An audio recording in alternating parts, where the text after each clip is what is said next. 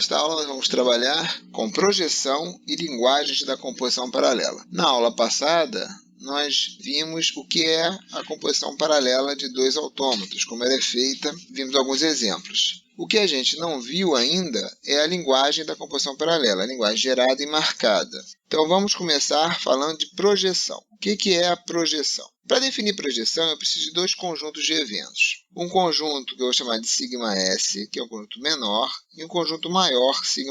ΣS tem que estar contido em σL para poder definir a projeção. E o que é a projeção? A projeção P é uma função que vai levar uma sequência desse conjunto maior, do σL estrela, ou seja, o feixe de Klein de σL, em uma sequência do conjunto menor, que é do feixe de Klein de σS. Então, para definir, eu vou ter que primeiro definir para a sequência vazia, dado que eu estou falando do feixe de Klein, o epsilon pertence ao feixe de Klein, então eu tenho que definir o que acontece com a projeção para epsilon. Então, P de epsilon é definido como sendo epsilon. E depois eu vou definir a projeção para uma sequência. Vamos considerar que a gente tem aqui uma sequência, eu chamar de um S', que é a concatenação de um prefixo S com sigma, um evento, sendo que esse S' pertence ao sigma L estrela. Então eu vou definir o P de S sigma de forma recursiva, ele vai ser a concatenação de P de S com P de sigma. E agora falta então eu definir como é que eu escolho esse P de sigma, qual é o valor desse P de sigma, né? O P de sigma ele pode ser epsilon ou sigma.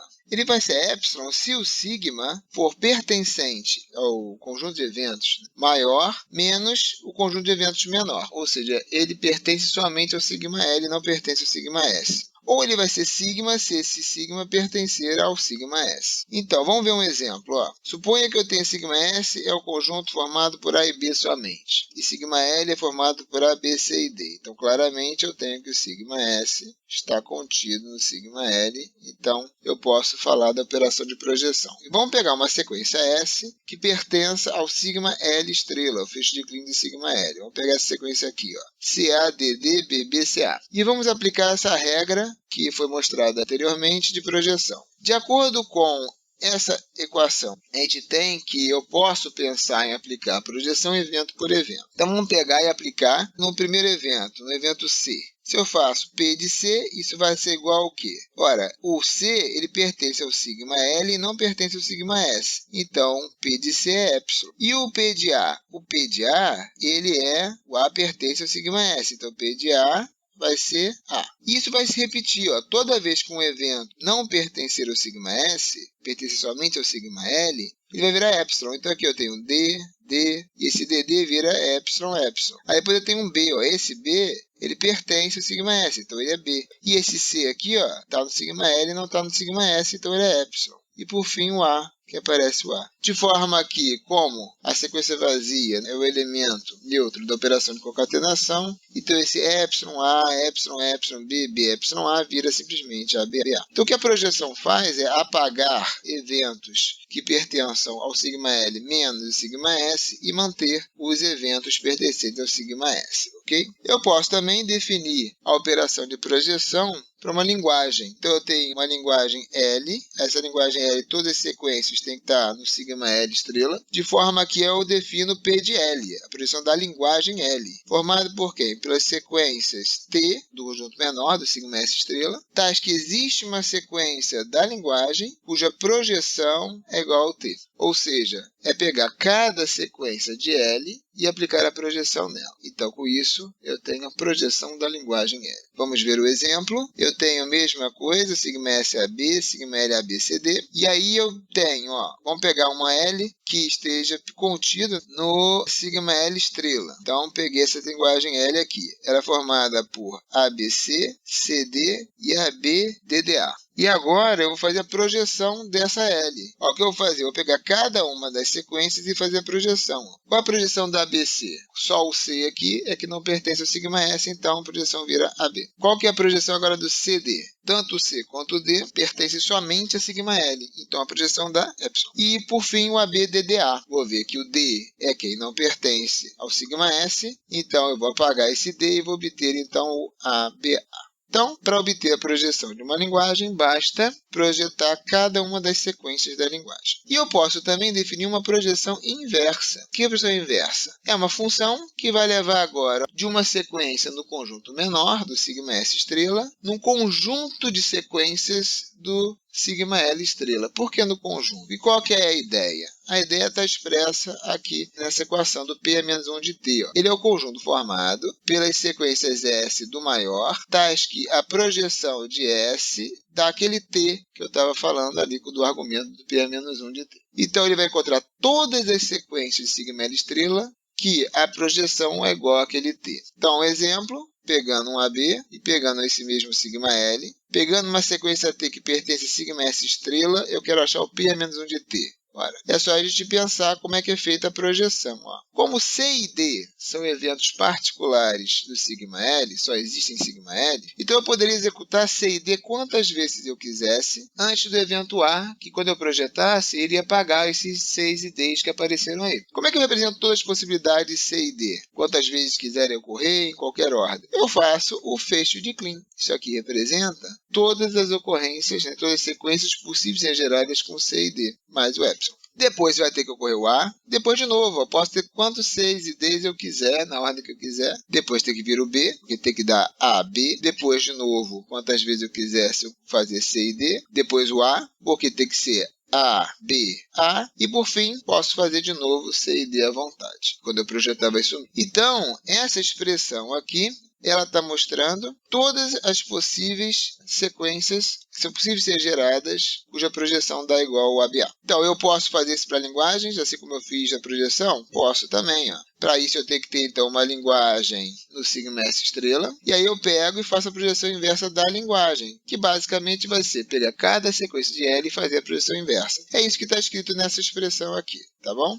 Tem que existir um T na linguagem, e a projeção desse S tem que ser igual a esse T. E aí o S eu vou e coloco lá no meu conjunto para formar o P menos L. É pegar cada sequência, então, de L e fazer a projeção inversa, encontrando todas as sequências do conjunto maior, cuja projeção daquela sequência do L. Pronto. Com isso, eu obtenho o P a menos 1 de L. E uma coisa bastante interessante, que é a capacidade de representar essa projeção inversa através de um autômato. Vamos pegar uma sequência T, ABA, e vamos definir uma linguagem marcada por um autômato que seja igual a esse T. Então, eu vou ter ABA, alcança o estado marcado, então a linguagem marcada por esse autômato aqui, a linguagem marcada por esse autômato G é T. Aí eu quero saber qual que é a projeção inversa dessa linguagem marcada. Ora, a projeção inversa é essa aqui. Mas como é que eu representaria isso por autômato? É só observar aqui. Como eu represento no autômato, essa ideia de que eu poderia fazer esse C e D aqui quantas vezes eu quisesse no autômato, antes da ocorrência do A. Ora, isso representa aqui no autômato G, fazendo só um autolaço aqui nesse estado com C e D. Esse autolaço com C e D representa que eu posso fazer C e D à vontade, ou não fazer também, até a ocorrência do evento A. E aí eu vou para o estado 1. Aí, como é que representa agora essa ocorrência desse C e D aqui, no P menos 1 de T? Eu vou lá e boto um autolaço, C e D. Aí ocorre B, aí eu posso fazer C e D à vontade, faço A, e aí eu posso fazer o C e D à vontade. Ou seja, como é que eu represento, então, no autômato, a projeção inversa da linguagem? Basta adicionar em cada um dos estados do autômato, que marca aquela linguagem,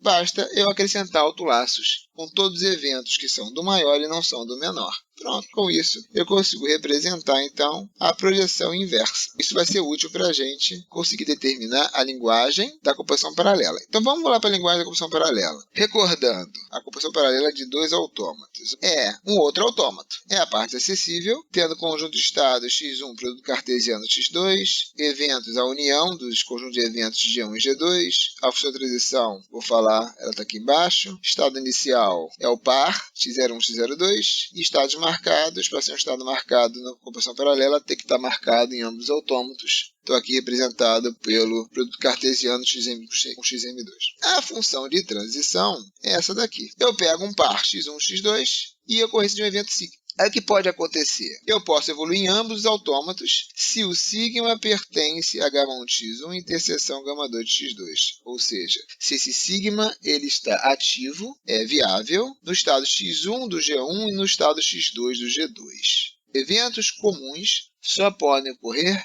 completamente sincronizados. Mas, na composição paralela, eu posso evoluir somente no primeiro autômato, ficando parado no segundo, se o evento pertence ao primeiro e está ativo e não pertence a G2. Ou eu posso não evoluir no primeiro, evoluir só no segundo, se o evento sigma pertence ao γ2x2, ou seja, é ativo em x2, e não existe em G1. Eventos particulares podem ocorrer sempre que possível. E como é que a gente aplica isso num exemplo? Esse G1 ele tem como sigma 1 A, B e G. E o G2 ele tem como sigma 2 A e B. G é o evento particular de G1. Então, A e B, de acordo com a regra de composição paralela, só pode ocorrer completamente sincronizado. G pode ocorrer sempre que puder ocorrer no G1. Então, vamos ver lá. Ó. Vamos pegar o estado x0. Então, eu estou aqui em x e aqui em 0.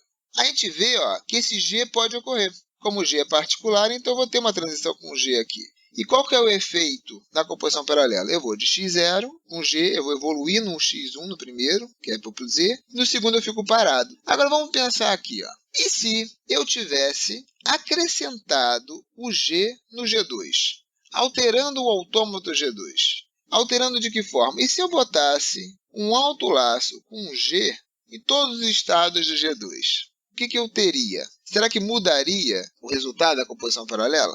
Não mudaria. Por quê? Bom, G agora é definido dos dois, mas G está definindo todos os estados de G2. Então, a ocorrência de G, nesse caso, depende só, na verdade, de estar viável no G1 de fato. E aqui seria a mesma coisa. No X, GZ, e aqui 0, G0. Ou seja, eu faria essa mesmíssima transição aqui de x0 para z0 com um G. Eu não mudo o resultado da composição se eu acrescento esses autolaços com os eventos que pertencem ao G1 e não pertencem ao G2. E poderia também fazer o contrário. Se por acaso eu tivesse eventos no G2 que não existem no G1, eu poderia botar autolaços no G1 em todos os seus estados, rotulados pelos eventos que pertencem somente a G2. E quando eu faço isso, que eu igualo o conjunto de eventos, a composição paralela vira a composição produto. Um resultado interessante do produto. Quando eu tenho um produto, a linguagem gerada é igual à interseção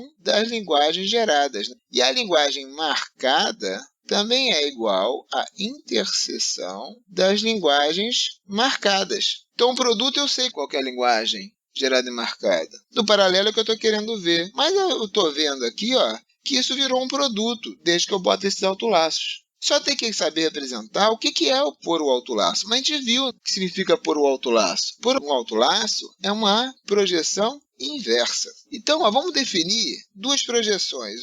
Por exemplo, P1, que ela vai ser de sigma 1 união sigma 2 estrela no sigma 1 estrela. E é definir a projeção P2, que vai ser de sigma 1 união sigma 2 estrela no sigma 2 estrela. Vamos definir essas duas projeções. Ora, se eu definir essa projeção, ao acrescentar esse autolaço com G no G2, qual que é a linguagem, então, que eu tenho aqui no G2? Linguagem gerada e marcada com esses autolaços. Esse G2 modificado, vou chamar um G2 chapéu aqui. Qual que vai ser a linguagem, por exemplo, gerada desse G2 chapéu? Ora, ele vai ser exatamente o quê? O P2 a menos 1 da linguagem do G2. Por que P2 a menos 1? Quando eu fizer a inversa de P2, eu vou acrescentar os eventos que pertencem ao sigma 1 e não pertencem ao sigma 2. Então, eu tenho o P2 a menos 1, ou seja, eu vou acrescentar os eventos que pertencem à união e não pertencem ao G2, no caso, somente o evento G. Então, por isso que aparecem esses autolaços com G aqui. Então, quando eu modifico o G2 e obtenho o G2 chapéu, a linguagem passa a ser P2 a menos 1. Tanto a linguagem gerada quanto a linguagem marcada. A linguagem marcada também vai ser igual ao P2 a menos 1 da linguagem marcada pelo G2. Então, eu posso pensar em, estou botando os autolaços e estou fazendo a projeção inversa em ambos os autômatos. Eu podia fazer tanto o G1 quanto o G2. E depois eu faço o produto. Ora, o produto nós já vimos que é a interseção. Ora, então qualquer linguagem gerada e marcada do paralelo vai ser a linguagem definindo essas projeções. Então eu tenho a linguagem gerada, vai ser a projeção inversa do P1, vai ser P1 a menos 1 do LG1, interseção P2 a menos 1 do LG2, e a linguagem marcada segue a mesma ideia, é o P1 a menos 1 da linguagem marcada do G1, interseção P2 a menos 1, linguagem marcada do G2. Então, com isso, a gente define as linguagens gerada e marcada. Então, por hoje é só.